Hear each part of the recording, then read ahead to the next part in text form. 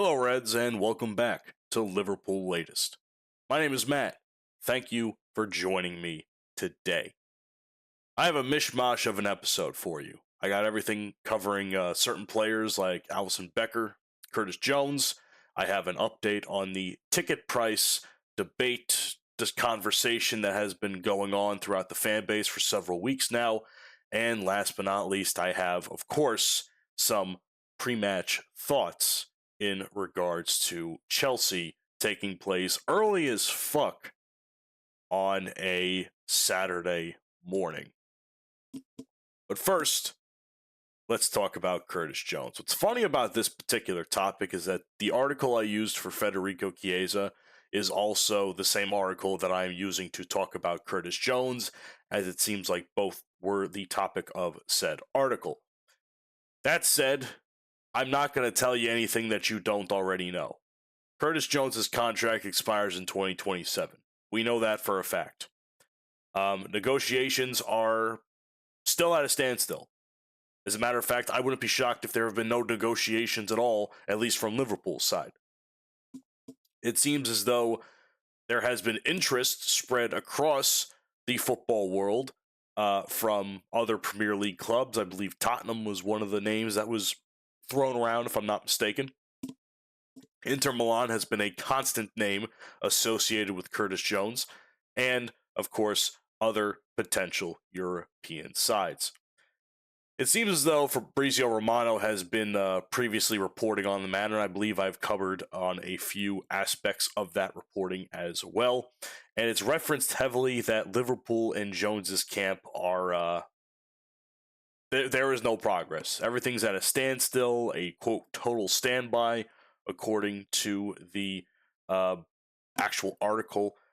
Clubs are monitoring the situation very clearly, and at the end of the day, I do not see this ending very well for, the fans, really.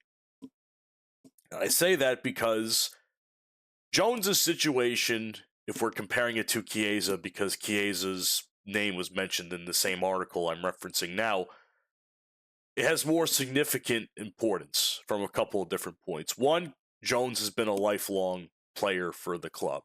All right, he spent his academy years there. He spent his entire professional career as a part of Liverpool in some way, shape, or form. So to see him have this kind of struggle with his own boyhood club is a really sad thing to see. I mean, he's a homegrown guy. He understands the club culture. Of course, he offers a lot of versatility that I don't think a lot of other players offer at times. He's probably one of our more well-rounded players. Now, granted, he doesn't always perform great. He's had his stinkers of matches that we have all talked about online. I have gone as far as to say that Curtis Jones is not necessarily my favorite player on the squad, but I have sung his praises throughout the course of the years since he's taken a bit of a more prominent role due to injuries on the team. So it seems as though in the likes of potentially, already we're losing Salah, Robertson, Alisson Becker is being rumored, which I'll get to here in a few minutes. We could also potentially be losing Jones and as well as Chiesa as well. So that's 5 names right there. Big names that we are losing. And it's going to be a sad day at Anfield after that match at Brentford, win or lose. If we lose, it'll make everything a lot worse. But if we win, it's like a bittersweet victory, because we could potentially not see many of these players in a Liverpool shirt anymore. So you have to ask, what exactly will Liverpool get out of a Jones leaving the club? I mean, obviously, given the fact that some contracts are already running out, Mo's leaving on a free. I believe Robertson would also be leaving on a free because a new contract has not been discussed. There's also the potential of Konate leaving the club on a free. So That's another name I forgot to mention as well. So we're going to have a lot of money. Well, actually, we're not going to have a lot of money because we're not going to be getting anything for those players. We're not going to have any investment. For some of it, for good reason. I think not having a price for Mo on his way out is a very fair thing to do for Liverpool, for someone that has such a long-standing history with the club in the modern era. But then when it comes to Curtis Jones, how much are they willing? What is the price that they're going to put on him if he is to be sold in the summer or as late as January? Because I do not see this contract running until the end of the season in 2027. I just don't. So we have to ask the question is, what's the price going to be? There's always going to be a price.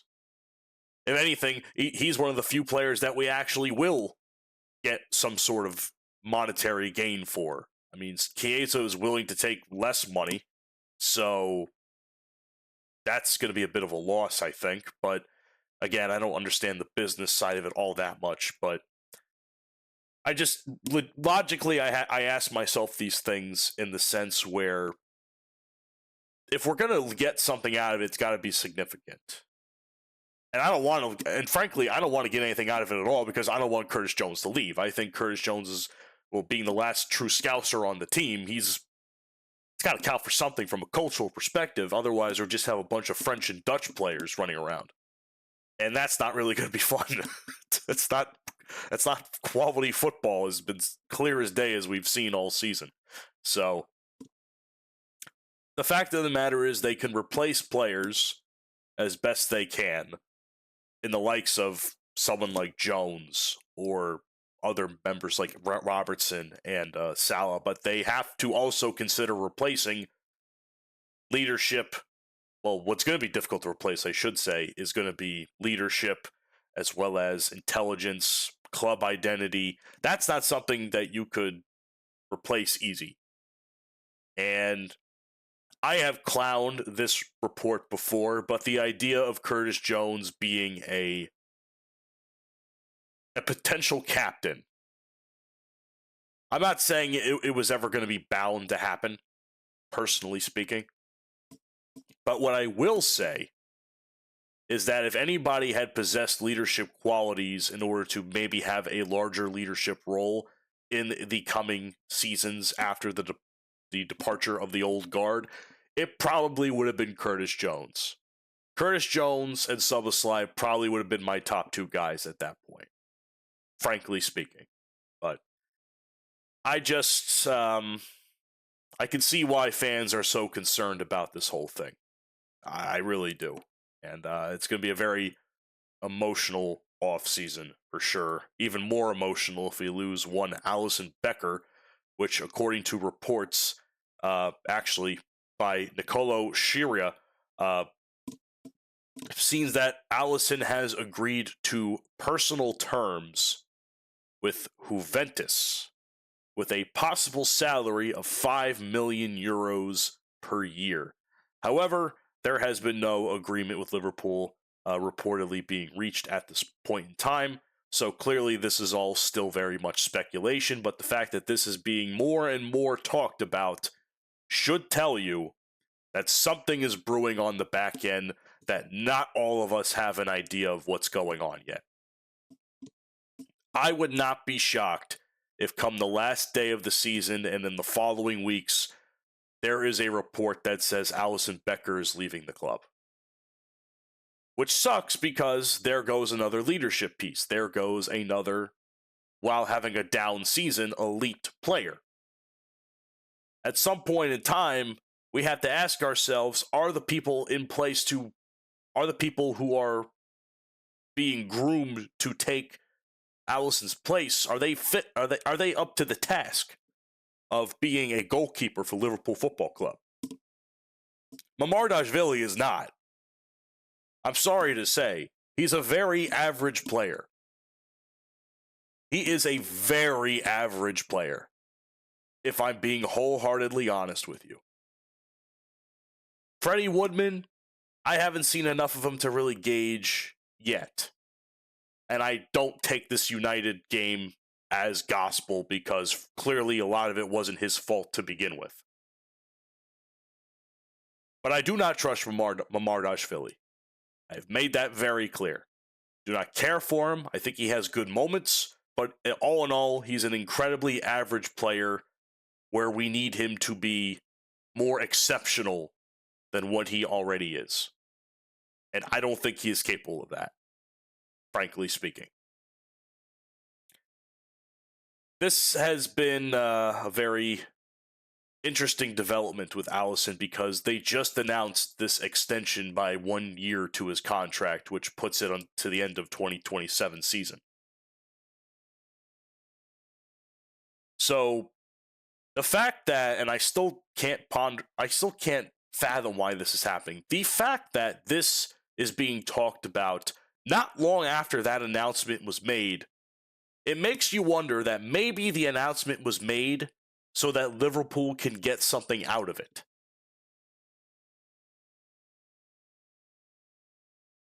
Let that sink in a second. Maybe the announcement of him staying for one more year was so that Liverpool can get something out of his departure, which they already knew was going to happen before the announcement was made. And maybe Allison, well, probably most likely, Allison agreed to such a deal being done. Hence why Liverpool might just consider selling him. And it's not just the only reason for monetary purposes. Obviously, he's very unreliable at times with his injuries and his fitness. The contract timing itself isn't doing anybody any favors, as well as the succession planning. Clearly, we are having a succession plan in place, and I don't think it is a very solid one, as I think for the rest of the squad, we do not have a very solid succession plan in place, at least until we start signing players. We have a potential succession plan, not a true succession plan in place, because we have not signed anybody to take over those spots. So, if anything, the idea of Curtis Jones and Alisson Becker leaving gives me the impression that this club is undergoing a much deeper rebuild than I think any Liverpool fan is more than comfortable to admit to themselves. I think that for the next couple of seasons, as long as Slot is still head of the team and other people outside in the office are in charge, this could be a very long couple of years as a Liverpool fan. We might just be potentially looking at a very mid-table performance for the next several years if we cannot come together and figure out how to make this team better. We have talent. I'm not saying we don't have talent. We have talent. Can they be a cohesive team? We signed individuals. We did not sign a team. And I feel like even with all the potential talent I have talked about in the last several months, since even by the time I started doing this show, from Barcola, Olise, Diamande, Wharton, Jaquette when we signed him, are all of those names just going to be names on a starting 11, or is it going to be a team?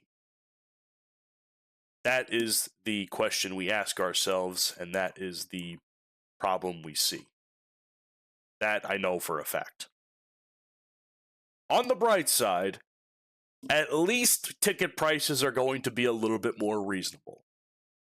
It seems like Liverpool have partially backed down from their originally planned multi-year ticket pricing strategy following the absolutely astronomical backlash that fans had in the area between very well demonstrated peaceful protests giving out the yellow card, signs posted across fans about their displeasure about this.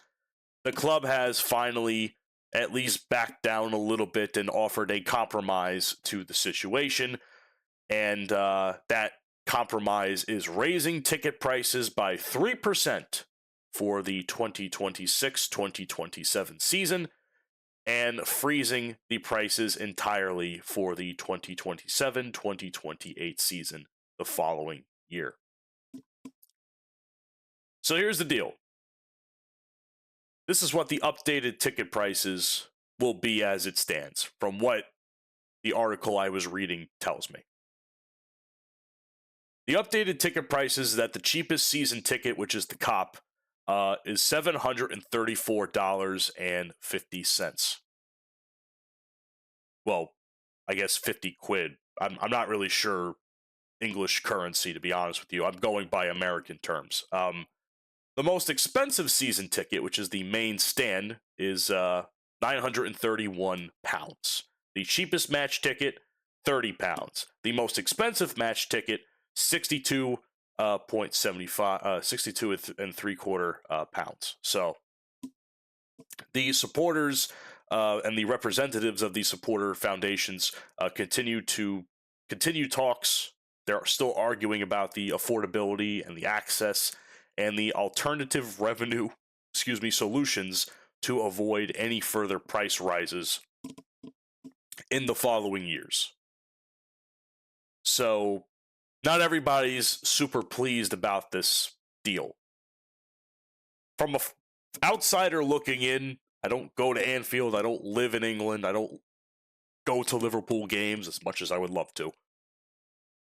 Here's what I can say. As someone that did buy tickets to the preseason game in Yankee Stadium, ticket prices is always going to be something that is astronomically expensive in the modern era right now. Between different companies monopolizing different areas of said industry, Ticketmaster, Live Nation. I mean, do you know how much I spent for money for 2 tickets to that game at Yankee Stadium for relatively decent seats, long ways, seeing the entire field? I spent $500 on those seats. I'm not shitting you. I spent $500 for 2 tickets. That's insane. And that's including fees and all of that garbage, tax, all of that, bro. An insane number. Now, I keep bringing this up as an example, but the wrestling industry is also an industry that is suffering from the same problem. WWE is hiking up ticket prices for some of their bigger events, WrestleMania being the most notable of one that happened a few weeks ago. Fans for months were arguing that the ticket prices would cost them an arm and a leg and probably a kidney to go to the said event. And ticket prices, all in all, are rising astronomically. I mean, back in the 90s, I know this was the 90s, there was a video of Kurt Cobain, surprised at the fact that Madonna, of all people, was charging $50 for tickets. $50. I'd kill for a $50 ticket. A $50 ticket gets me into a metal show in New York for general admission standing area. $50. I'd kill for that price. For any seat, anywhere. So, I'm glad for the fans that this has not affected them too much, but I'm also sad for them as well, because I know that there is probably still going to be hikes in the upcoming future, and fans are going to continue to strongly react to said pricing. Of course, the fact that the supporters board fought so hardly for this is admirable, to say the least. But the many other supporters groups feel that the football fans are still feeling a bit ignored, because keep in mind this is only going to be a 2-year change compared to the 3 or 4 year change that they were intended to have. So it seems as though it's going to be difficult for people to get into the stadium, and some of the supporter groups, I think it was the Spirit of Shankly was one of them, have made the argument that it is best to support Liverpool outside of Anfield itself, like going to your local pub and watching the game that way. Which, by the way, I highly recommend. I have watched Liverpool football in a local bar, my old college bar back in Jersey. So much fun. Got very plastered that day. That was the day of the Carabao Cup win. Very happy drunk that day. So, highly suggest that if you can't go to a game, go to your local pub. Words of the wise from your one and only host of Liverpool Latest. Speaking of going to a game, we have a game this weekend. Yay. Versus Chelsea of all teams. Yay. I don't know how I feel about this matchup. It has been a few days since I uploaded my last update with Chelsea and how they were suffering numerous injuries. And frankly, I still feel a bit the same. I have no difference of my opinion. I still think that this match is going to be a very ugly showing by both sides. As a matter of fact, this might actually be worse for wear for us because we also might be suffering from some injuries in our own right.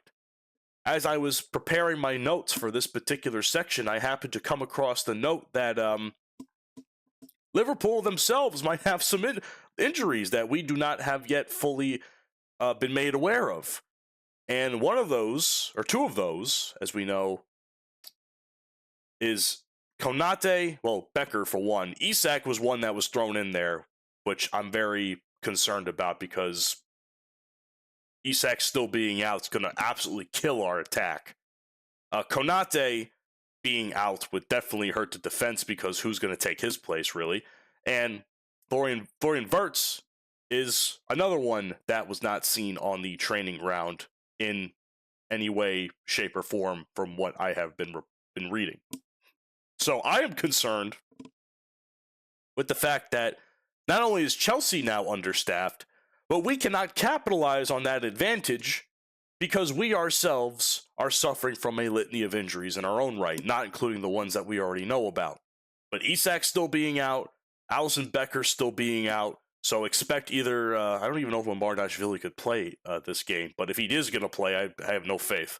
Konate being out, as shitty as he's been all season, still would rather have him there than whatever we got right now. And Wirtz, who I believe is wrongfully scapegoated, I believe that this could have been a very good opportunity for him. So if they're all on the bench this week, I have a very, very bad feeling about how this game is actually going to go, truthfully speaking. I have no idea what this starting 11 could be.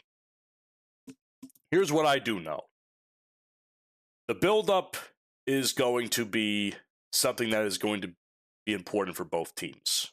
Liverpool is notoriously slow with their build-up this season, oftentimes having trouble breaking through defenses because of low blocks.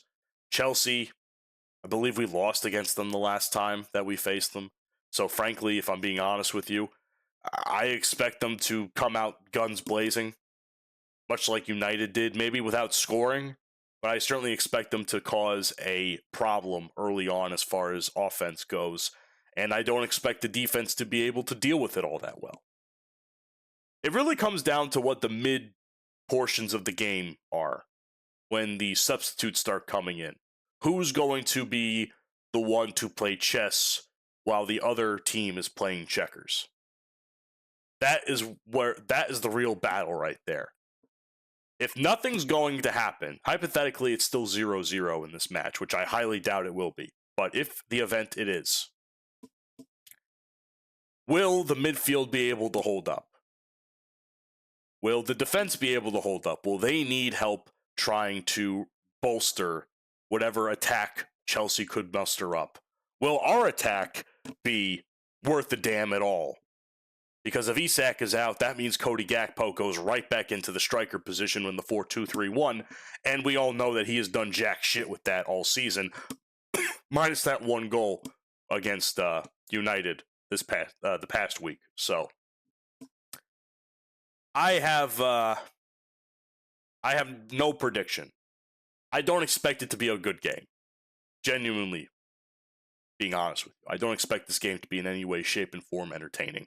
I expect it to be garbage football because both of these teams in their own right are relatively garbage. For as much talent as they have, it's going to suck. And if by some grace of God we win this game, I will be thankful I will be very thankful that we beat Chelsea. If Chelsea wins, Lord knows that the entire fan base is going to absolutely maul this team online and at Anfield when this game ends. There will probably be a riot. I would not be shocked. Anyway, that is my Liverpool latest today. Thanks for joining me. I appreciate you being here. If you enjoy the video, leave a like, comment your thoughts down below if the platform you are watching or listening on allows you to.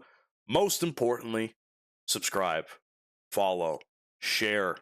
If you're a Liverpool fan, why are you not watching the videos? Why are you not sharing this with your friends?